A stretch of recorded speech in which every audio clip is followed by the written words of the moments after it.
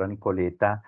Para nosotros es un gran honor poder contar con un experto que nos pueda acercar un poco la metodología que se ha llevado a cabo en Europa frente a la evaluación de los eventos adversos posteriores a la vacunación contra las vacunas con las vacunas de COVID-19. ¿Cómo ha sido el desarrollo de la farmacovigilancia y cómo se ha logrado involucrar a la población europea en este proceso? Pues muchas gracias. Es un placer estar aquí y muchísimas gracias por la invitación.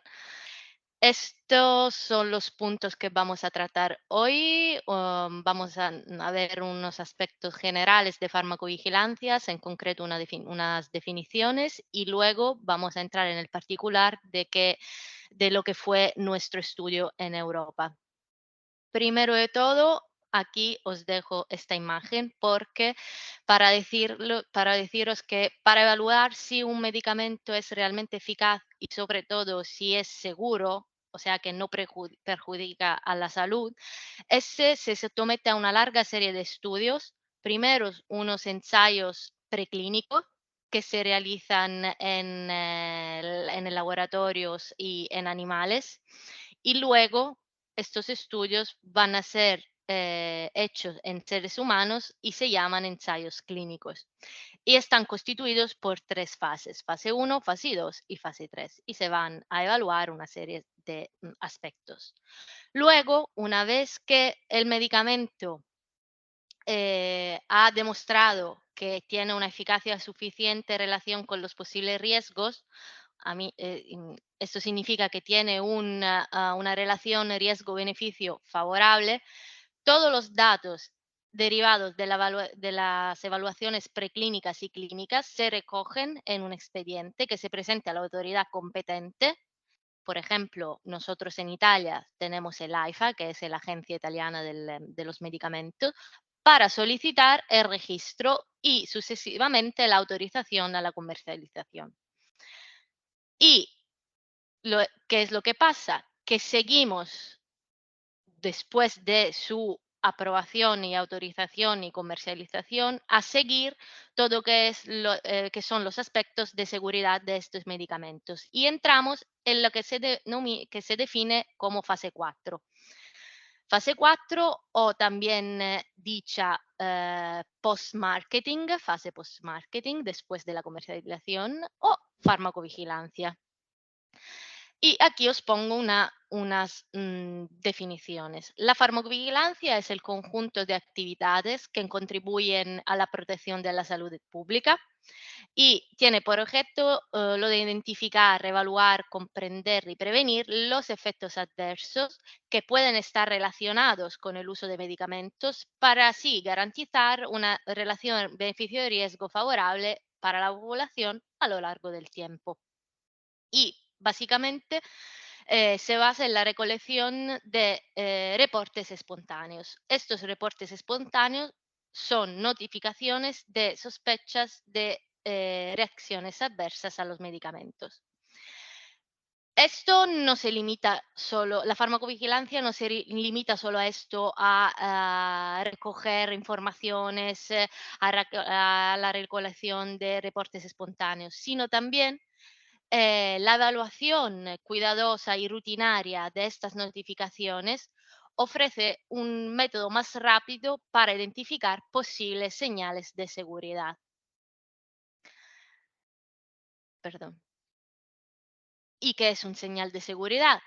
Bueno, es una información que puede provenir de fuentes diferentes como las notificaciones espontáneas, pero también estudios de observaciones, ensayos clínicos, que sugiere una potencial relación causal nueva, es algo que no se había conocido antes, entre una intervención, que sería nuestro medicamento, y un evento, una reacción que se manifieste enseguida a la asunción de ese medicamento y que se juzga suficientemente probable para seguir verificando esta posible relación.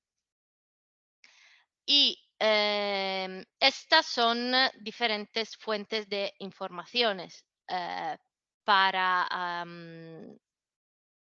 para la búsqueda, digamos así, de estos señales. Como os he dicho antes, muchas se pueden encontrar entre las notificaciones espontáneas de eventos, también entre estudios observacionales. Existe otra fuente de información que es la que se llama vigilancia activa, y entonces, ¿cuáles son los, digamos así, ingredientes para la gestión de señales? Como os he dicho, tenemos la vigilancia pasiva, que es la primera línea de farmacovigilancia en la que se basan los sistemas nacionales de farmacovigilancia, pero también hay base de datos de asistencia sanitaria y también hay la vigilancia activa. Todo, esta, todo esto para decir que como en un, yo no sé, durante un almuerzo, que todo debe estar, tiene que haber un equilibrio. Y para que sea una, digamos así, un almuerzo completo, la vigilancia activa, pasiva, pero también el uso de bases de datos de de asistencia sanitaria son herramientas distintas, sí, pero complementarias para garantizar la seguridad de la población.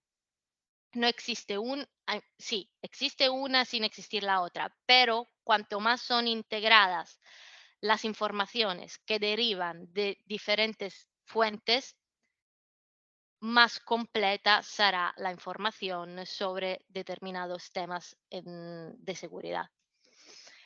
Y así os puedo decir que en la farmacovigilancia se puede distinguir de farmacovigilancia pasiva, que es el método más difundido y el que habitualmente se conoce como reporte espontáneo y es la actividad base de los sistemas nacionales de farmacovigilancia, como os he dicho, y se enfoca básicamente en la recopilación de registros para análisis posteriores.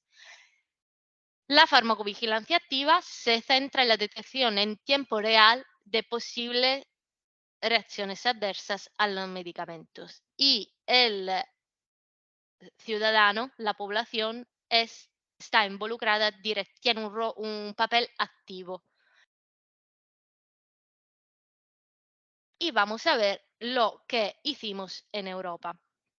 Pues las vacunas contra el COVID se han desarrollado a una velocidad sin precedentes. Lo que os he mostrado antes sobre las distintas fases de desarrollo y luego autorización de un nuevo medicamento, así como las vacunas, es un proceso muy largo, suele durar entre 7, 10, 12 años casi para las vacunas.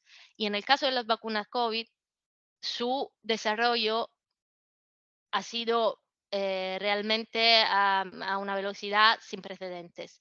Y no se conocían los efectos a largo plazo, porque en un año nosotros, en un año de ensayos, ya teníamos la primera vacuna contra el COVID. Y cómo podíamos conocer en este poco tiempo los efectos a largo plazo. Además, hay que decir que fueron excluidos desde los ensayos clínicos muchas poblaciones especiales. Así que para monitorizar todo lo que eran los efectos a largo plazo y también incluir a la población en general, la EMA ha financiado, la EMA es la Agencia Europea de Medicamentos, ha financiado en Europa varios estudios para monitorizar la seguridad de la vacuna contra el COVID, para recoger información en tiempo real sobre posibles reacciones adversas y sobre todo, este es un estudio de surveillance activa en el que han participado directamente los vacunados, o sea, la población. Fue un estudio que empezó en abril de 2021 y se acabó en mayo de 2023, así que ahora estamos en una fase de análisis de los datos que hemos recogido para así poder publicar los resultados obtenidos. Había muchos países involucrados, Italia, País Bajos, Francia, Inglaterra, España, Portugal, Rumanía, Eslovaquia, Irlanda, en Suiza, pues, Portugal, y Croacia. Con el objetivo de ese estudio era lo de identificar y generar tasas de incidencias de reacciones adversas que eran las más frecuentemente notificadas, relacionadas con diferentes vacunas COVID que estaban aprobadas a aquel tiempo. Después de la primera dosis de vacuna, primera y segunda, obviamente, y también después de la dosis de recuerdo, digamos así, en la población en general, pero sobre todo nos centramos en poblaciones especiales de vacunados que habían estado excluidos desde los ensayos clínicos. Y estos eran mujeres embarazadas, niños y adolescentes, personas inmunodeprimidas, personas con historia de alergia y personas que habían tenido ya una infección por SARS-CoV-2, por SARS-CoV-2. Y para hacer esto, para recoger toda esa información, utilizamos dos instrumentos electrónicos, eran dos web app, y una era la LIM y una Research Online. Y aquí os dejo unas pantallas de cómo eran, bueno, cada una de estos tools fueron adaptados y también traducidos en diferentes idiomas. Como podéis ver, este es un ejemplo de lo que tenemos aquí en Italia, claramente porque había muchos países involucrados. Y este es un ejemplo de la web app LIM, de la primera web app, y este es un ejemplo de la segunda web app, Research Online. Son estructuralmente iguales. ¿Y cómo funcionan, cómo ha sido este estudio? Bueno, la persona que se iba a vaccinar, a tener la vacuna, tenía que inscribirse a este estudio en las 48 horas siguientes a la primera dosis o a la dosis de recuerdo de cualquier vacuna COVID-19. Luego, eh, recibía este paciente, este sujeto, unos cuestionarios de seguimientos trámite correo electrónico. Y este es el esquema a las que fueron enviados ah, los cuestionarios. Como podéis ver, para el primer ciclo de vacunación teníamos un seguimiento de hasta 6 meses con 6 cuestionarios que venían enviados a diferentes tiempos, intervalos temporales. Y para la dosis de recuerdo teníamos un seguimiento de 3 meses con 5 cuestionarios, y también un poco diferente era para las embarazadas porque teníamos un seguimiento hasta 1 mes y medio después del embarazo. Y obviamente el envío de los cuestionarios venía ajustado en base al periodo de gestación de la mujer en el momento en el que se iba a inscribir al estudio.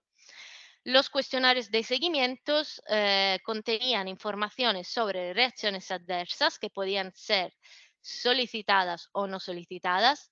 Solicitadas eran una serie de preguntas prefijadas en base a las que fueron las reacciones más frecuentemente notificadas durante los ensayos clínicos.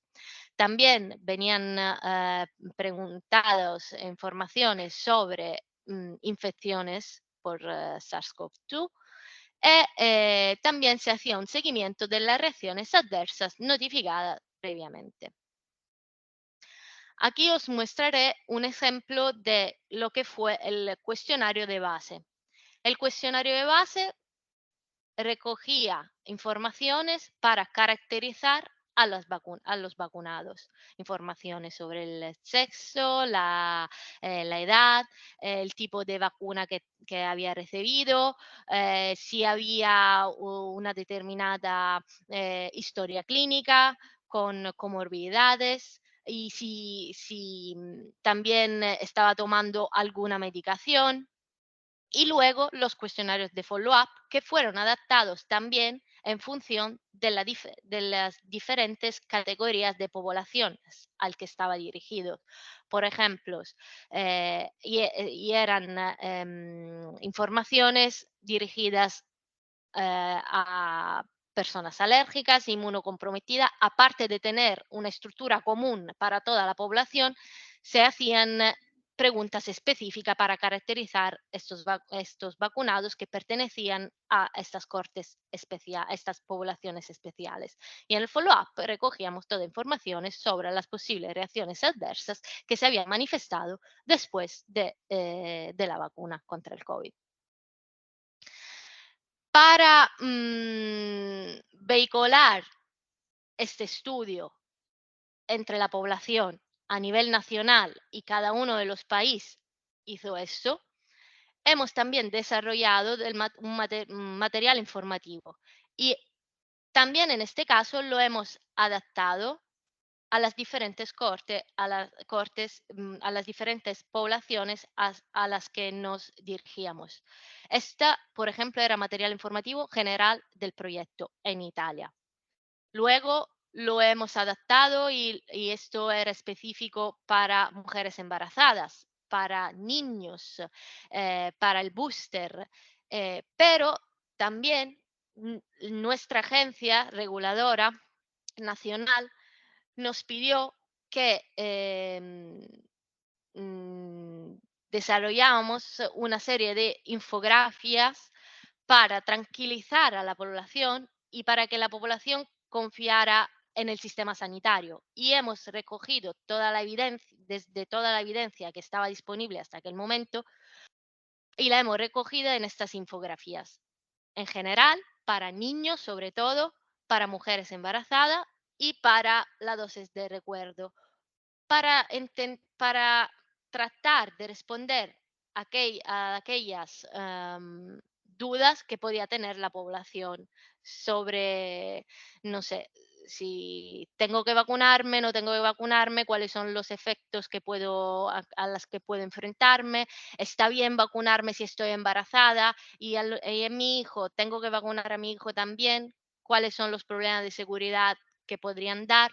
Entonces, nosotros tratamos de responder a todas estas preocupaciones mediante estas infografías. Aquí os pongo lo que es un extracto del informe de seguridad que nosotros compartíamos con EMA. Porque sí, os he dicho que ese estudio ha tenido una duración de 2 años casi, 2 años y medio. Y a lo mejor os podéis preguntar, pero durante estos 2 años y medio no habéis generado ningún tipo de información, no habéis dado ningún tipo de respuesta. Estáis diciendo ahora, después de 2 años y medio, que estáis en una fase de análisis de datos para ahora, después de 2 años y medio, publicar los resultados.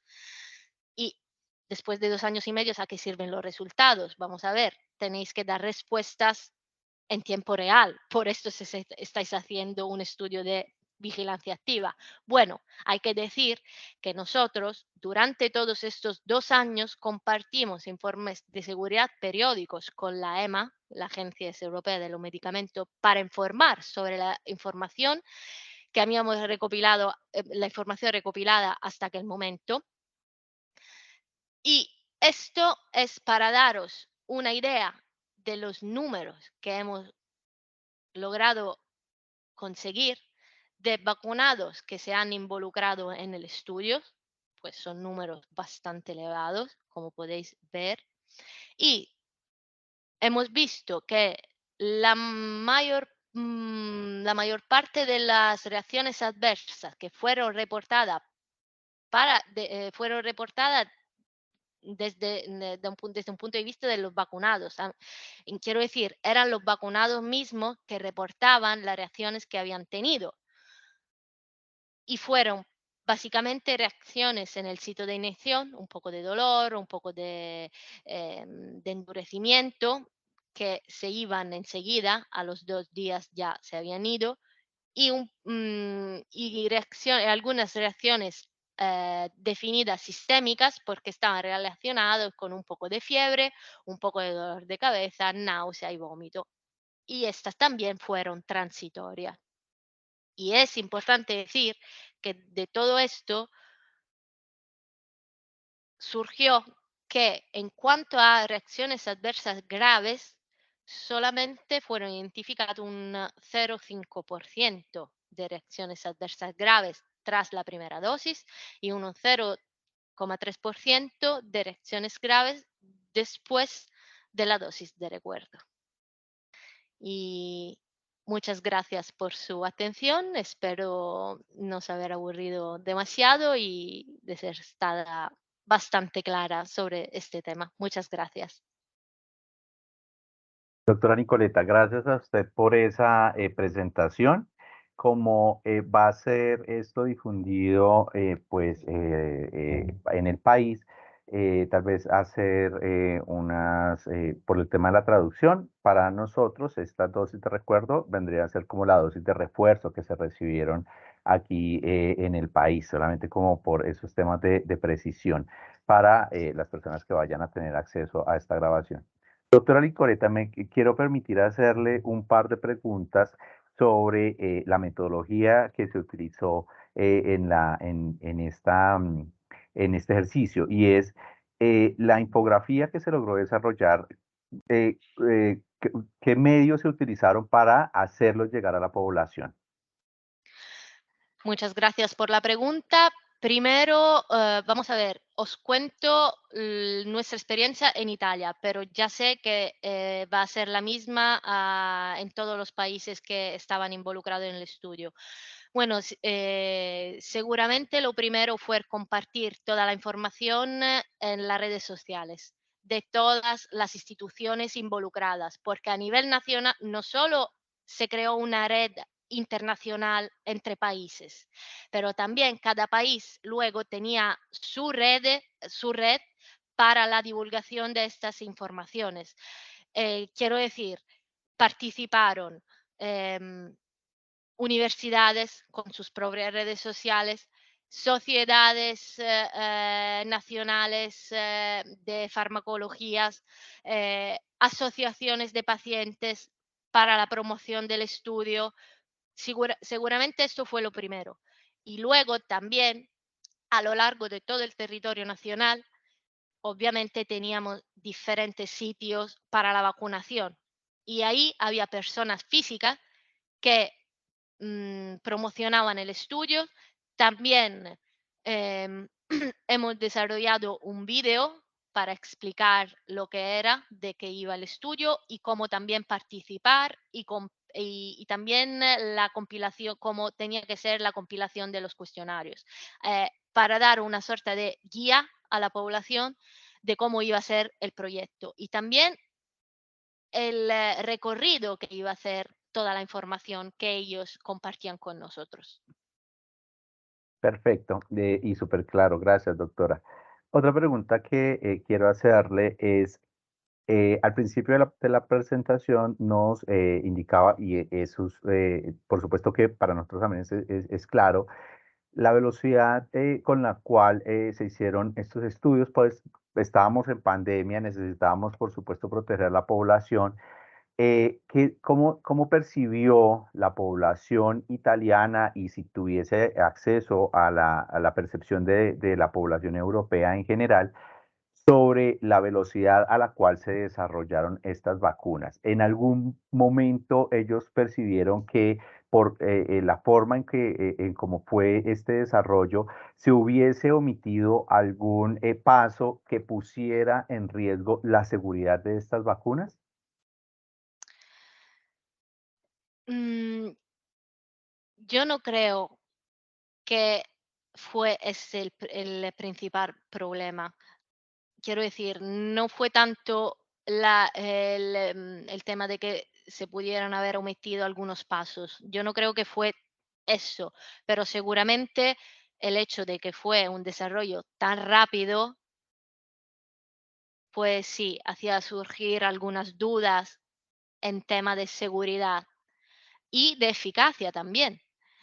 Y si no fuera de que estaban se vieron obligados casi a vacunarse, porque hubo, en principio fue así, sobre todo los ancianos, los mayores o los inmunosuprimidos estaban casi obligados. También los niños después en una segunda fase.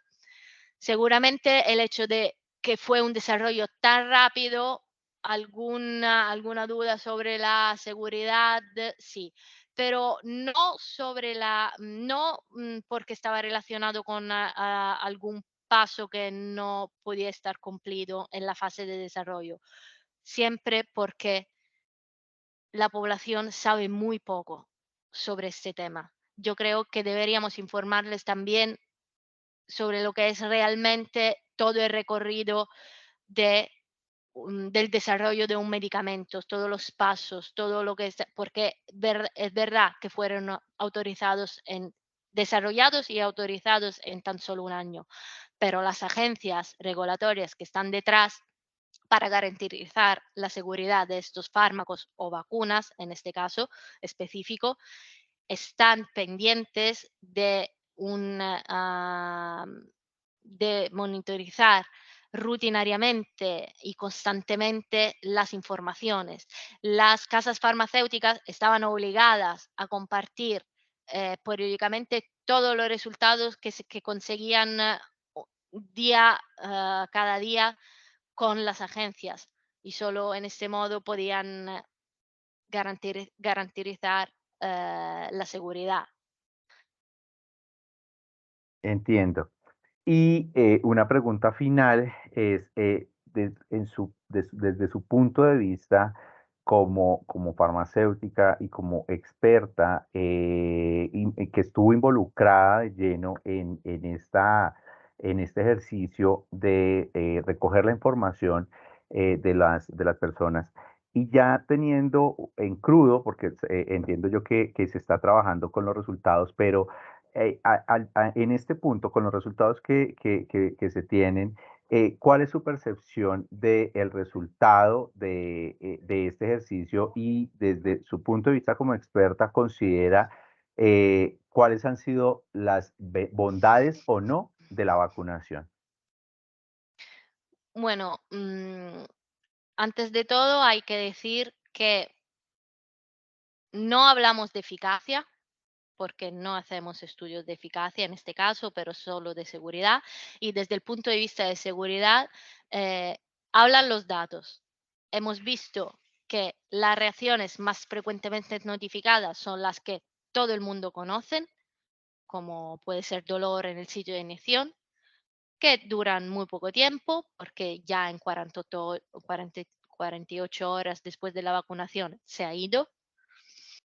Y desde un punto de vista de reacciones adversas más graves, bueno, sí, graves, porque se han evaluado como graves, pero ningún caso, no ha habido ningún caso fatal de muerte.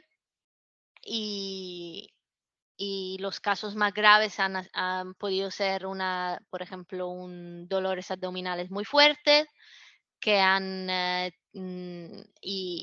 el vacunado en este caso ha tenido que recorrer al hospital, por ejemplo, y de hecho casos de diarrea, pero aparte de esto, y la frecuencia de estas reacciones es muy, muy, muy baja, como habéis podido ver. Aparte de esto, nada más. Lo único que puedo decir desde un punto de vista metodológico, eso sí, la población no está acostumbrada. O mejor dicho, hay países en los que está más acostumbrada a utilizar estos instrumentos y a sentirse parte también de algo más grande. Y como podéis ver, si comparto otra vez mi pantalla, lo podéis ver desde los números por país que hemos generado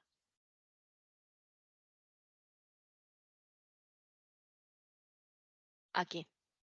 Como podéis ver, bueno, en Alemania números altísimos. Y lo mismo pasó con Países Bajos. ¿Eso por qué? Porque estos instrumentos electrónicos, ellos están acostumbrados a utilizarlos. La población está acostumbrada a utilizarlo. Ya se habían utilizado cuando fue el caso de la influencia, de la H1N1, me parece.